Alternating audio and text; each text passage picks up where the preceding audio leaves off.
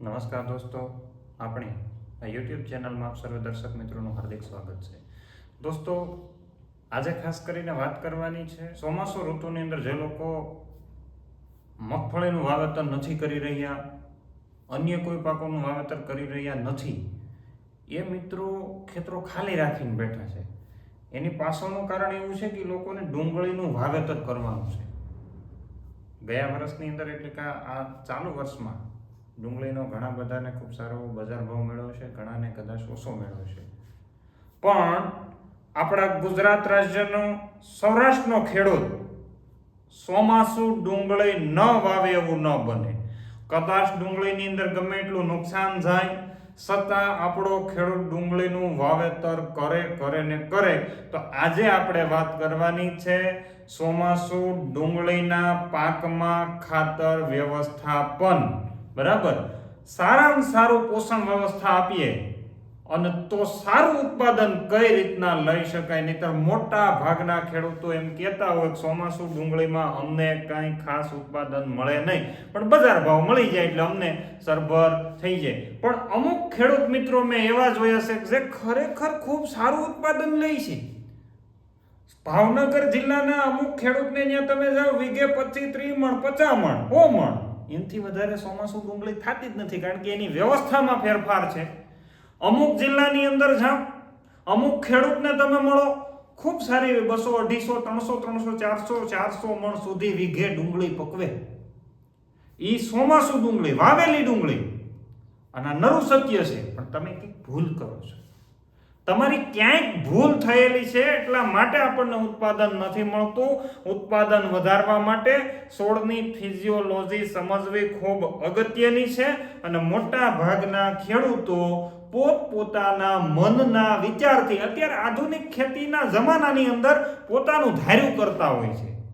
એ કે એલા એ બધા કીધા કરે, આપણને મજા આવે એ ઝીકી નાખો, પછી છેલ્લે રોતડા રોતા હોય અને કોકને ફોન કરીને કહેતા કે આમાં કાંઈ સહાય મળે એવું ખરું. પણ પહેલેથી ધ્યાન રાખ્યું હોત તો હું એવું માનું છું કે જે પેલા ભાઈને 400 મણ થઈ તો એની અડધી આપણે થઈ જાય. ગયા વર્ષે તો મોટા ભાગે રોટાવેટર ઝાલા ડુંગળીની અંદર ઘેટા ચર્યા, આવી પરિસ્થિતિનું નિર્માણ થયું છે. એમાં તમારી કદાચ ક્યાંક ભૂલ રહી ગઈ હોય ને આવી પરિસ્થિતિના લીધે આપણે નુકસાન ખાવું પડે. ત્યારે ચોમાસુ ડુંગળીનું વાવેતર કરતા હોઈએ ત્યારે વ્યવસ્થિત પ્રકારનું પાયાનું જો ખાતર નાખીએ તો તમારી ડુંગળી ખૂબ સારી થાય. એટલે ચોમાસુ ડુંગળીનું વાવેતર આજકાલ હવે ખેડૂતો કરવાનું શરૂ કરી દેશે. ત્યારે ખેડૂતે પાયાના ખાતર કઈ રીતે નાખવા અને કેમ નાખવા હું તમને ખેતી શીખવાડતો નથી, ખાલી માહિતી તમને આપું છું. જો આવી વસ્તુ કરવામાં આવે, જે ખેડૂત સક્સેસ છે એ સક્સેસ તમારા સુધી પહોંચાડવું છે. બાકી તો મને ખબર છે કે ભાઈ તમે 50 વર્ષથી ડુંગળીની ખેતી કરો છો અને એમાં ન્યાલ થઈ ગયેલા છો, તો પછી ક્યાં આપણે જોવાની જ વાત આવે, કોઈને પૂછવાનું જ આવે. પણ ક્યાંક આપણી મિસ્ટેક રહી જતી હોય, મિસ્ટેકને સુધારવા માટેની મારી કોશિશ છે. દોસ્તો, ચેનલ ઉપર નવા હોય તો ચેનલને સબસ્ક્રાઇબ કરી દેજો. માહિતી સારી લાગતી હોય તો વિડીયોને લાઈક કરજો અને અન્ય લોકો સુધી પહોંચાડજો. કારણ કે તમારી આ શેર કરેલી માહિતી કોઈ ખરેખર જરૂરિયાતમંદ ખેડૂત સુધી પહોંચી જાય, એનું ભલું થાય તો એના પુણ્યના ભાગીદાર તમે પણ થશો. તો દોસ્તો, ખાસ ચોમાસુ ડુંગળીનું જ્યારે વાવેતર કરતા હોઈએ ત્યારે પાયાના ખાતર ખૂબ અગત્યના હોય અને પાયાના ખાતર ખૂબ સારા નાખેલા હોય તો ડુંગળીમાં ખૂબ સારું ઉત્પાદન મળે. હવે આજકાલ આધુનિક ઓટોમેટિક વરણી, જેના દ્વારા ખેડૂત છે અત્યારે ડુંગળીનું વાવેતર કરી રહ્યું છે, એ ઓટોમેટિક વરણીની અંદર ખાતરની વ્યવસ્થા ઘણી જગ્યાએ નથી. એવું આપણને ખેડૂતોએ કીધું કે અમારી વેણીની અંદર તો ખાલી અમે ડુંગળી જ વાવી છીએ, ખાતર અહીંથી ઉડાડી દઈએ. હવે તમને પાછળથી ખાતર નાખવાનો મતલબ એવો થાય કે તમને જમવા બેસો, તમને બેસાડી દીધા, નીચે આસન્યું પાથર્યું, એની ઉપર તમને બેસાડ્યા ને એની ઉપર એટલે કે તમારા માથા ઉપર કોઈ થાળી મૂકી જાય અને પછી એમ કે મારે દાળનો વાટકો આમાંથી દાળ પીવી અને દાળની જગ્યાએ શાકનો વાટકો આવી જાય ને પાછો મોઢે માંડી દઈએ, એવી પરિસ્થિતિનું નિર્માણ તમે ડુંગળીની માથે કરો છો. બીજો મુદ્દો એ ખાસ ધ્યાને રાખવાનો છે કે વાવેતર કરતી વખતે ભલામણ થયેલો યોગ્ય ખાતરનો ડોઝ વાપરવો જોઈએ. તમારા મનના ધાર્યા પ્રમાણે ડોઝ ન હાલે. સાયન્સ એન્ડ ટેકનોલોજી જે દિશામાં આગળ વધી રહ્યું છે એ દિશામાં થોડુંક ડોક્યું કરવું જોઈએ. દોસ્તો, પાયાના ખાતરની ભલામણની વાત કરીએ તો પાયાના ખાતરમાં ભલામણ એવી છે, ટોટલ ડુંગળીના ખાતરની ભલામણ એવી છે 100 કિલો નાઇટ્રોજન, એ નાઇટ્રોજનની વાત હાલે. યુરિયા, ડીએપી, એમોનિયમ સલ્ફેટ કે એની કોઈની વાત હાલતી નથી. 50 કિલો જેટલું ફોસ્ફરસ, બરાબર, અને 50 કિલો જેટલું પોટાશ તમારે 1 હેક્ટર એટલે કે 6.5 વીઘાની અંદર નાખવાની ભલામણ છે. હવે મોટા ભાગના ખેડૂતો એવું કહે કે ભાઈ શરૂઆતની અવસ્થામાં નાઇટ્રોજન નાખી તો છોડવા છે હુકાઈ જાય, છોડવા મરી જાય, છોડવાની અંદર રોગ લાગી જાય, હુકારા લાગી જાય. 100% મેં પણ સ્વીકાર્યું. એમાં થોડોક ફેરફાર કરીએ તો હું કહું એમ થોડું કરી શકાય. હું જે કહી રહ્યો છું એ પ્રમાણે કરી શકાય. ફોસ્ફરસ એકલું જે છે, ફોસ્ફરસ એકલું તમે આપી શકો. હવે તમે ચાહે ડીએપી ના સ્વરૂપમાં આપો તોય ભલે, અને બીજા અન્ય ખાતરો એના સ્વરૂપમાં આપો તોય ભલે. 50 કિલો જેટલું ફોસ્ફરસ પ્રતિ હેક્ટર એટલે 1 વીઘે આપણે 8 કિલો જેટલું ફોસ્ફરસ આપવાનું છે. કેટલું? 1 વીઘે 8 કિલો જેટલું ફોસ્ફરસ આપણે આપવાનું છે. હવે 8 કિલો ફોસ્ફરસ આપવા માટે તમારી 50 કિલોની એસએસપી ની થેલી જાય. આ વીઘાની વાત કરી રહ્યો છું, ભલામણ થયેલા ડોઝની વાત કરી રહ્યો છું. તમને એમ થાય ગાંડા થઈ ગયા કે હું 1 વીઘે 1 થેલી? ન હોય, ન નખાય. પણ જેને નાખવી એને આપણે કોઈ ભલામણ તમને એમ નથી કરતો. મેં હજી તમને પાકું નથી કીધું. આ તો એસએસપી 50 કિલો ફોસ્ફરસ પ્રતિ હેક્ટર દીઠ નાખવું હોય તો 1 થેલી જાય. અગર તમે 20-20-0-13 નાખો છો, 20-20-0-13 નાખો, આ વધારે ફાયદાકારક. આ પણ ફાયદાકારક જ છે એસએસપી, બરાબર. એસએસપી તમે 50 કિલોની 1 થેલી નાખવાની આપણે વાત કરી ની ફાયદાકારક જ હતી, કારણ કે એસએસપી ની અંદર કેલ્શિયમ, સલ્ફર અને ફોસ્ફરસ ત્રણેય આવે ને હવે તો ઝિંક અને બોરોન ફોર્ટિફાઈડ આવે એટલે એનો પણ ઉપયોગ કરી શકાય. પણ તમને એવું થાય કે મારે એનો વપરાશ નથી કરવો, એટલું બધું કોણ નાખે 50 કિલો? એક થેલીનો ભાવ પૂછ્યો? હા, મને ખબર છે, બરાબર. તમારા 20-20-0-13 કરતા સસ્તું છે, નાખવું જોઈએ. સારી વસ્તુ આવે, પીએચ ને બેલેન્સ કરે. જમીનનું જે પીએચ છે ને એને એસએસપી બેલેન્સ કરે, આ ન કરે. આ હવે 20-20-0-13 ઘણા નાખશે. કેટલું નાખવું જોઈએ? 50 કિલો એટલે કે 8 કિલો ફોસ્ફરસ પ્રતિ વીઘા ગણીએ. 8 કિલો ફોસ્ફરસ પ્રતિ વીઘાના હિસાબથી ગણીએ ને તો 20-20-0-13 એક થેલીની અંદર 10-10 0 6.5 આવે. આ કિલો તત્વ આવે. કેટલું? 10-10-0 તો આ કેટલું થાય? 46 કિલો થાય. 46 કિલો 20-20-0-13 નાખવું પડે. બજારની અંદર લેવા જાવ 40 કિલોના ભાવ લેખે ગણીએ એટલે 1800 થી 2000 ની આસપાસ નાખવા સાથે પડે. તો એની કરતા એસએસપી નાખવું સારું. યાદ રાખજો, એસએસપી નાખવું સારું, કારણ એ તમને થોડુંક સસ્તું પડે. એટલા માટે તમને હવે એવું થાય કે મારે હજી આમાંથી ખાતરનો ડોઝ ઘટાડવો. દોસ્તો, આમાંથી 30% ખાતરનો ડોઝ જો તમે દેશી ખાતર નાખ્યું હોય અથવા એરંડી લીંબોળીનો ખોળ નાખ્યો હોય અથવા માંડવીનો ખોળ નાખ્યો હોય તો ઘટાડી શકો. તમને એવું થાય તો આનો ડોઝ ઘટાડો. દેશી ખાતરની સાથે કમ્બાઈન કર્યું એટલે 30 કિલો આવી જાય. 30 કિલો આવી જાય એટલે 6 × 5 = 30. 5 કિલો આપણે ફોસ્ફરસ નાખવાનું થાય. કેટલું નાખવાનું થાય? 5 કિલો એટલે 20 કિલો 20-20-0-13 તમારે તમારા 16 ગુઠાના વીઘામાં નાખવું પડે. હવે કેટલું આપણે 30% ના ઘટાડા સાથે આપણે 20 કિલો 20-20-0-13 તમારી ડુંગળીનું જ્યારે વાવેતર કરો ત્યારે 16 ગુઠાના વીઘામાં નાખવાનું છે. શેમાં? 16 ગુઠાના વીઘામાં. હવે આની સાથે તમે લીંબોળીનો ખોળ, બરોબર, અથવા માંડવીનો ખોળ તમે મિનિમમ 30 કિલો વીઘે નાખેલો હોવો જોઈએ. કેટલો? લીંબોળીનો ખોળ. અને દોસ્તો, એકવાર આ નાખીને ટ્રાય કરજો. સારો સજ્જન ખેડૂત આ વસ્તુની ટ્રાય કરશે અને એના તમને અભિપ્રાય આપતા હોય છે. લીંબોળી અથવા માંડવીનો ખોળ 20-20-0-13 20 કિલો અને એની સાથે 30 કિલો માંડવીનો ખોળ મિક્સ કરીને નાખો ને રિઝલ્ટ ન મળે તો તમે કયો ઈ, બરાબર. પણ રિઝલ્ટ લેવા માટે તમારી તમામ સક્ષમતા હોવી જોઈએ, તો રિઝલ્ટ મળે, નહીંતર ન મળે દોસ્તો. એટલે પાયાના ખાતરમાં એકલું ફોસ્ફરસ, એમાં મારા માનવા મુજબ એસએસપી નાખવામાં આવે તો સૌથી બેસ્ટ.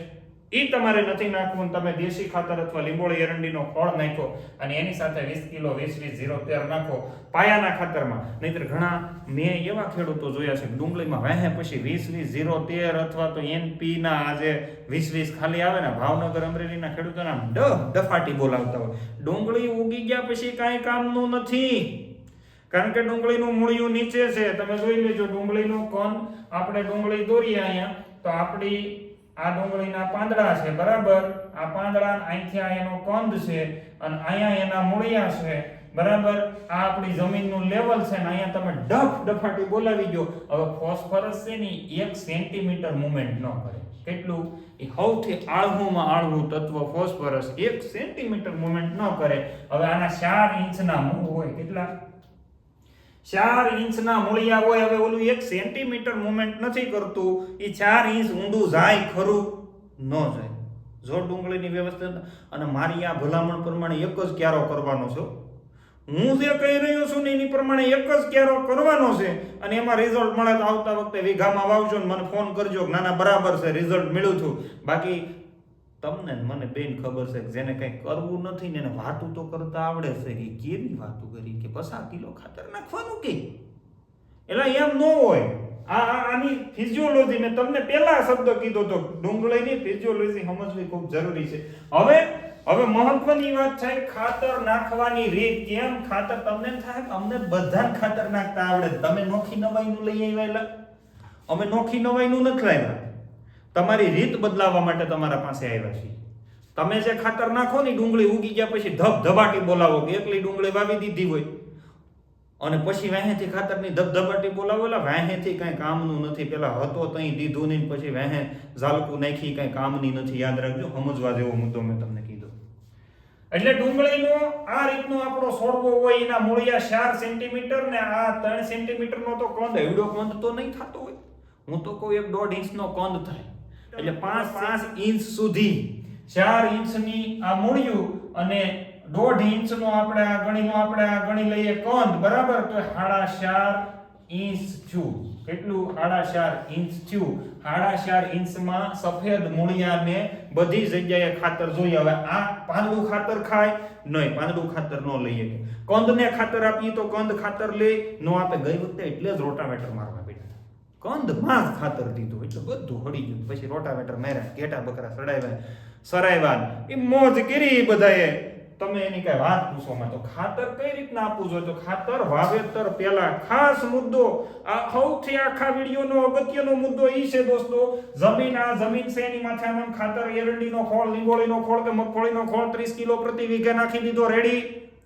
20-20-0-13 પ્રતિ વીઘે નાખી દીધું, રેડી, ઓકે. અને હવે આની અંદર તમારે રોટાવેટર મારવાનું છે. શું કરવાનું છે? રોટાવેટર મારવાનું છે. કેટલું? 6 થી 7 ઇંચ જાય એટલું ઊંડું, 10 ઇંચ જાય એટલું ઊંડું. હવે આમાં અમુક એમ કહે કે પછી અમે પાળા સડાવીને વાવતા હોય તો બધું ખાતર પાળે સડી જાય. ભલા માણા, બધી ધૂળ કઈ પાળે સડી જાય? તમે હું આ તમારા 10 ઇંચ સુધી તમે ધૂળ પાળે સડાવી ગયો? કાંઈક વિચારો, એકાદા ક્યારાની ટ્રાય કરો. ટ્રાય કરશો તો તમને સારા રિઝલ્ટ મળશે, બરોબર. એટલે રોટાવેટર તમારે ઊંડે સુધી આમ નાખવાનું છે, એટલે ખાતર ઠેઠ લગન અહીંયા દાણો મિક્સ થઈ જાય અને આપણી આ જમીન છે અહીંયા આ ડુંગળીનો આમ કંદ બને. એ કંદ થોડું ખાતર લઈ શરૂઆતની અવસ્થામાં અહીંયા જે મૂળિયા ફેલાણા હોય એ મૂળિયા છે ખાતર લઈ 4.5 ઇંચ સુધી ખાતર જાય અને એ વ્યક્તિના ડુંગળીના કંદ ઉતરે. બાકી વાહેથી પછી આપણે એને ખાતરના ઢીગલા કરી દઈએ એમાં કંદ ન ઉતરે બાપા. એટલે ખાસ તમારે ધ્યાને રાખવું જોઈએ. ખાતર આપવાની રીત મહત્વની. જે તમને મજા આવે એ ખાતર નાખો, તમારી આસપાસ જે ભલામણ થતી હોય એ ખાતર નાખો. પણ આ ખાતર અત્યારે પાયામાં, અને હું તો કહું એકલું 20-20-0-13 કે એકલું એસએસપી અત્યારે પાયામાં આપી દો, એની સાથે મેં કીધું એ પ્રમાણે ખોળ આપી દો અને આ રીતના રોટાવેટર નાખીને કરી નાખો. બહુ મસ્ત મજા આવશે. દેશી ખાતરની વાત કરતા હતા, સાથે સાથે દેશી ખાતર તમારી ડુંગળીને નાખેલું હોવું જોઈએ. ખાતરનો ડોઝ ઘટાડો ત્યારે દેશી ખાતર તમારી પાસે નાખેલું હોવું જોઈએ. અત્યારે ઘણા બધા પાસે નથી, તો એનો ઓપ્શન હું તો દેશી ખાતરની જગ્યાએ દેશી ખાતર જેવું જ કામ કરે એવું વીઘે 2 કિલો ઓર્ગેનિક ખાતર બરાબર. આની વિશેષ માહિતી, કારણ કે આ એક સ્પેશિયલ ટેકનોલોજીથી બનેલું ખાતર છે, એની વિશેષ માહિતી અહીંયા આપેલા નંબર ઉપરથી તમને અવશ્ય મળે, જેથી કરી એ સમય મર્યાદામાં એ ભાઈનો કોન્ટેક્ટ કરવો, મતલબ એ નંબર ઉપર કોન્ટેક્ટ કરવો, તમને 100% ત્યાંથી માહિતી મળવાની શક્યતા રહેશે. દોસ્તો, વિડીયો થોડોક લાંબો થાય કારણ કે તમને સમજાવવું ખૂબ અગત્યનું છે, એટલે બન્યા રહેજો. બીજી વાત, ક્યારા અને બેડ બનાવીને જો ડુંગળીનું વાવેતર કરવામાં આવે તો ચોમાસુ ડુંગળીમાં સૌથી વધારે ઉત્પાદન મળે, તમે રોટાવેટર ન મારવું પડે. બીજો મુદ્દો, ક્યારા ઢાળવાળા હોવા જોઈએ, ક્યારામાં પાણી ન ભરાવવું જોઈએ. ક્યારા થોડા નબળા હોય, મતલબ ઢાળવાળા હોય તો જ વધારે સારો ફાયદો થશે. ચોમાસુ ડુંગળીમાં ક્યારામાં પાણી ભરાણું એટલે જ્યાં ડુંગળીનો કંદ હતો ને એની આસપાસ પાણી પચપચે એટલે ડુંગળી ભૂસી પસપસિયા જેવી થઈ જાય. પછી મનીષભાઈ બલદાણીયાનો ફોન શરૂ થાય, ડુંગળીમાં કઈ હવા નથી, ડુંગળી બગડી ગઈ. એટલે પહેલા ધ્યાન રાખ્યું તો ક્યારો ટૂંકો કરો, ક્યારો ઢાળવાળો કરો, ક્યારામાં પાણી ન ભરાય એવી 100% કાળજી રાખો. ચોમાસુ ડુંગળી છે, બરાબર, તો એ મુદ્દો ખાસ ધ્યાને રાખજો. બીજું, બિયારણને પોટ આપ્યા વગર દોસ્તો કાંઈ વાવેતર નહીં કરતા. શરૂઆતમાં ડુંગળીને પોટ આપીને પછી જ વાવેતર કરજો. ડુંગળીના બિયારણને તમારે વિટાવેક્સ પાવર નામની જે દવા અત્યારે એના નામથી છેતરવા વાળા ઘણા બધા છે, પણ યુનિવર્સિટીની ભલામણ છે 1 કિલો બિયારણે 3 ગ્રામ પાવડરમાં પાણી નાખ્યા વગરનો પોટ આપવાનો છે, યાદ રાખજો. અથવા તમે બીજી કોઈ પણ કાર્બન મેન્કોઝેબ, મારા મત મુજબ કાર્બોક્સિન અને થાઇરમ જે વિટાવેક્સ પાવરના નામે બજારમાં મળે છે એનો તમારે ઉપયોગ કરવાનો છે, બરાબર. યુનિવર્સિટીની ભલામણ નામ સાથે છે કે વિટાવેક્સનો ઉપયોગ કરવાથી ખૂબ સારા પરિણામ મળે છે, અને મળે છે તો વાવેતર કરવાને 10 કલાકની વાર હોય ત્યારે કોરા પાવડરનો હાથમાં પંજા પહેરી ને વ્યવસ્થિત રીતના ડુંગળીના બિયારણને છોડીને પોટ આપી દો દોસ્તો. એના જેવો અસરકારક રિઝલ્ટ એક પણ ન આવે. એટલે ચોમાસુ ડુંગળીની અંદર દિવાળી આમ જો ભયો એવી મજા એકે વાર ન આવે. એટલે ખાસ એ કાળજી રાખજો. આ વર્ષ થોડુંક વરસાદ ખેંચાય એવી પરિસ્થિતિનું છે. પશુ માટે ચારો તમારા માટે ખૂબ અગત્ય છે. ચારા માટે તમને અહીંયા કાળી જુવારની વાત કરવામાં આવી રહી છે. કાળી જુવાર તમને 18 થી 20 વાઢ આપે છે. તમને એવું થાય પહેલા 10 વાઢ કહેતા, પછી 15 થી, આ જેટલા ખેડૂતને આપણે જે પહેલું ડેમોન્સ્ટ્રેશન વવડાવેલું હોય ને એમાં જેટલા વાઢ વધતા જાય એટલા તમને અમે કહેતા જાય કે લાંબામાં લાંબુ કેટલા સમય સુધી ખેંચી શકે. એટલે 18 થી 20 વાઢ તમે લઈ શકો છો. એ 20 વાઢની જુવાર માટે તમે અહીંયા આપેલા નંબર ઉપર કોન્ટેક્ટ કરજો, કારણ કે સારાની વ્યવસ્થા કરી રાખવી ખૂબ અગત્યની છે. જુવાર એકદમ સારી છે, મસ્ત પશુને ખવડાવ્યા જેવી, જેને તમારી આસપાસમાં વાવી છે એને ખ્યાલ હશે. બીજો, આ જુવાર પડીકામાં ક્યાંય નથી મળતી, ખુલ્લી મળે છે, ધ્યાન રાખજો, ખુલ્લી મળે છે. ખૂબ સારું બિયારણ છૂટકની અંદર આવતું હોય એવો જ ખરીદવાનો આગ્રહ રાખવો, નહીંતર આ લોકો અત્યારે બજારની અંદર ઘણી બધી લૂંટ બોલાવતા હોય છે. તમને એ બાબતે ચેતરવાનો આપણા વિડીયો બતાડીને કરતા હોય તો એની વિશેષ માહિતી લ્યો ન લ્યો, પણ આ માહિતી મેળવી લેજો, તમને ખ્યાલ પડી જશે કે આ જુવાર વાવવી કે. આટલી માહિતી આપીને વિરમું છું. અસ્તુ, જય હિન્દ, વંદે માતરમ.